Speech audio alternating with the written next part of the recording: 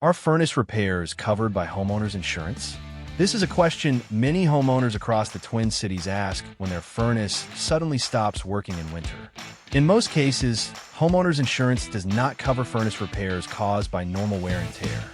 Furnaces are mechanical systems designed to age over time, and breakdowns related to age, lack of maintenance, or worn parts are typically the homeowner's responsibility. However, furnace repairs or replacement may be covered if the damage is caused by a covered peril listed in your policy. This can include things like fire damage, lightning strikes, or sudden electrical surges that damage furnace components. Coverage depends on why the furnace failed, not just the fact that it stopped working.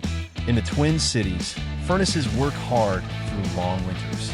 Keeping up with maintenance records can help if insurance coverage is ever questioned after sudden damage. If your furnace fails and you're unsure whether insurance may apply, call Vector Services. We can inspect the system, identify the cause, and help you understand your repair or replacement options.